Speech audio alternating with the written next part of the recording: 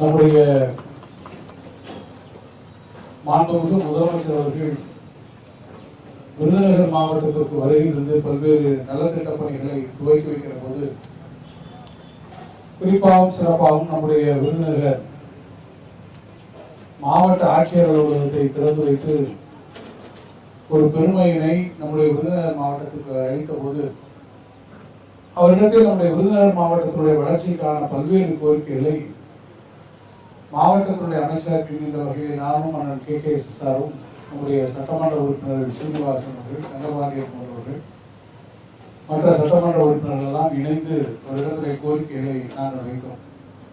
அந்த கோரிக்கைகளில் மிக முக்கியமான கோரிக்கை நம்முடைய விருதுநகரில் இருக்கக்கூடிய இந்த கௌசிய மாநதியை நாம் சீரமைக்க வேண்டும் என்பது. இந்த கோரிக்கை பல காலமாக 12 காலமாக தொடர்ந்து வலியுறுத்தப்பட்டு வந்தாலும் முதலமைச்சர் வருகிற போது அவரிடத்திலே சொல்லி அதற்கான உரிய நிதி ஒதுக்கீடுகளை நாம் பெற்று அதை நாம் செய்ய வேண்டும் என்கின்ற அந்த உணர்வோடு அவரிடத்திலே நாம் சொல்லும்போது முதலமைச்சர் அவர்கள் உடனடியாக மிகுந்த பெருந்தன்மையோடும் உணர்வோடும் இந்த திட்டம் மிக நல்ல திட்டம், இந்த திட்டத்திற்கு உரிய நிதியை ஒதுக்குங்கள் என்று அவர் அதிகாரிகளுக்கு உத்தரவிட்டு முதலமைச்சர் அவர்கள் நேரடியாக இந்த திட்டத்திற்கு ஏறத்தாழ 22 கோடி ரூபாய் அவர்களுக்கு ஒதுக்கி அந்த மகத்தான பணியை இன்றைக்கு நான் துவக்கி வைப்பதில் மிகுந்த மகிழ்ச்சியினை நான் பெற்றிருக்கிறேன். தமிழ்நாடு பொதுவாகவே நீர்வளத்திலே சிறந்திருக்கக்கூடிய மாநிலம். ஒவ்வொரு காலகட்டத்திலும் நம்முடைய ஆறுகளையும் நம்முடைய நீர்நிலைகளையும் குறித்திருக்கக்கூடிய இலக்கிய செய்திகள் ஏராளமாக இருக்கிறது. மருங்கு வண்டு சிறந்தார்ப்ப மணிப்பூ வாழை அதுபூட்டி நடந்தாய் வாழை காவேரி என்று காவேரி எவ்வாறு ஓடி வருகிறது என்கின்ற அழகை இன்று நேற்றல்ல ஏறத்தாழ 1500 ஆண்டுகளுக்கு முன்பாகவே சிலப்பதிகாரத்திலே இளங்கோவடிகள் மிக அழகாக இதை சொல்லுகிறார். ஒரு நதியினுடைய சிறப்பை காவிரி தென்பெண்ணை பாலாறு தமிழ் கண்டதோர் வைகை பொருணை நதி என மேவிய ஆறுவல கூட திருமேனி செழித்த தமிழ்நாடு என்று பாரதியார் நம்முடைய தமிழ்நாட்டின் சிறப்பை பாடினார். ஒரு ஆறு ஓடுகிறது என்றால் அந்த ஆறு ஓடுகிறது தான் அந்த நாட்டினுடைய செழிப்பிற்கு அடையாளம்.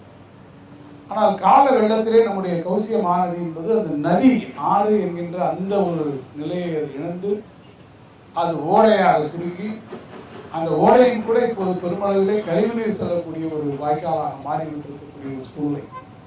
காலநிலை மாற்றத்தால் சுற்றுப்புற சூழலில் ஏற்படக்கூடிய தாக்கம் இதை உருவாகியிருந்தாலும் அவற்றை சீர்திருத்த வேண்டிய கடமை நம் அனைவருக்கும் இருக்கக்கூடிய காரணத்தால் தான் மாண்புமிகு முதலமைச்சர் அவர்கள் இன்றைக்கு சுற்றுச்சூழல் காலநிலைக்கு மிகுந்த முக்கியத்துவம் கொடுக்கிறார்கள்.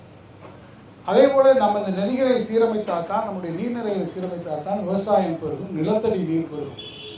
இந்த திட்டத்திலே நாம் 22 கோடி ரூபாய் நாம் கொடுக்கிறோம் என்று சொன்னால் இந்த கௌசிய நதியிலே ஏறத்தாழ 11.5 கிலோமீட்டர் நாம் இந்த பகுதியை முழுமையாக தூர்வாரி கரைகளை நாம் பலப்படுத்துகிறோம். அதே போல புனரமைக்கக்கூடிய பணிகளை தாண்டி நகரத்தினுடைய ஊடாக விருதுநகர் நகரத்தினுடைய ஊடாக வருகிற போது அதில் ஒரு 2 கிலோமீட்டர் ஏறத்தாழ 2 கிலோமீட்டர் அளவிற்கு 1.8 கிலோமீட்டர் நாம் அந்த பகுதியில் இருக்கக்கூடிய கழிவுநீர் உள்ளே வருவதை எடுத்து நகரத்திலே இருந்து வரக்கூடிய கழிவுநீர் இந்த நதியிலே கலந்து விடாமல் அவற்றை நீரேற்றிகள் மூலமாக வெளியே கொண்டு வந்து அவற்றை நாம் ட்ரீட்மெண்ட் செய்து அவற்றுக்கான உரிய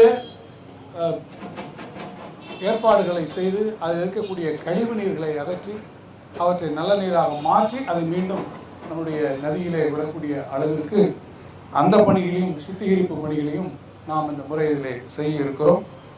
அது மட்டுமல்ல, இந்த நதியிலே வந்து சேரக்கூடிய பல்வேறு கிராமங்களில் இருக்கக்கூடிய கண்மாயிலிருந்து வரக்கூடிய வரத்து கால்வாய், அந்த நீர் வரத்து கால்வாய்களையும் நாம் இன்றைக்கு சரி செய்து வடமலைக்குறிச்சி குமாரலிங்காபுரம் இருக்கக்கூடிய பல்வேறு பகுதிகளிலிருந்து வரக்கூடிய நீர் வரத்து கால்வாய்களையும் நாம் இன்றைக்கு அதை சரி செய்திருக்கிறோம்.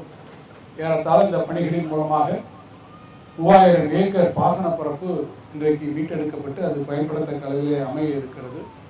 விருதுநகருடைய குடிநீர் ஆதாரங்களுக்கான அடிப்படையாக இருக்கக்கூடிய நிலத்தடி நீர் இதன் வாயிலாக மேம்படுத்தப்படக்கூடிய ஒரு வாய்ப்பு வந்திருக்கிறது.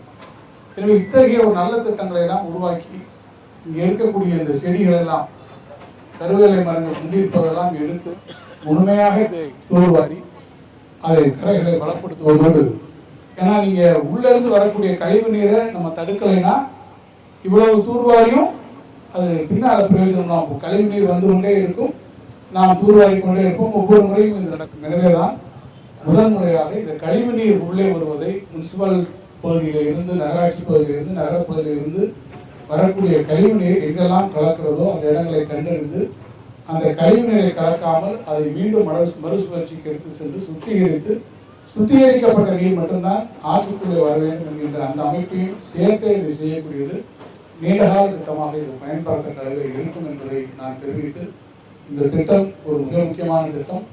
இந்த திட்டத்தை இன்றைக்கு நாம் துவக்கி இருக்கிறோம். இது ஒரு நல்ல துவக்கம், நல்ல தொடக்கம். தொடர்ந்து தங்கிய பணிகளை நம்முடைய முதலமைச்சர் அவர்கள் இன்றைக்கு தமிழ்நாடு முழுவதும் நம்முடைய நீர்நிலைகளை சரி செய்திருக்கிறார்கள். நம்முடைய நீர்வளத்துறையின் சார்பாக பல்வேறு கண்மாய்களை புனரமைக்கக்கூடிய பணிகள் நடந்து கொண்டிருக்கிறது.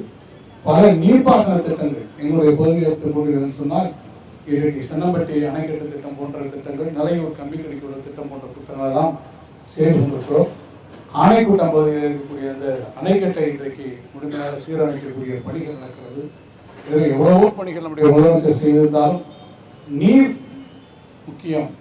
நீர் துளி தான் நம்முடைய உயிர் துளி என்கின்ற அந்த அடிப்படையில் நீர்வள ஆதாரங்களை பெருக்குவதற்கு நம்முடைய முதலமைச்சர் எடுக்கக்கூடிய எல்லா நடவடிக்கைகளுக்கும் நாம் அனைவரும் ஒன்றிணைந்து அவருக்கு நாம் துணை நிற்க வேண்டும் என்ற அன்போடு கேட்டு, இந்த பணிகளை மிக சிறப்பாக நீங்கள் நடத்தி பொதுமக்கள் பார்க்கின்ற போதும், பயன் அவர்கள் கிடைக்கிற போதும் சிறப்பான பணியை செய்திருக்கிறார் என்று பாராட்டத்தின் அளவிலே இந்த பணிகளை நம்முடைய நீர்வளத்துறை நிறைவேற்றி தர வேண்டும் என்றும் உங்கள் அனைவருடைய சார்பாக கேட்டு விடைபெறுகிறேன். நன்றி.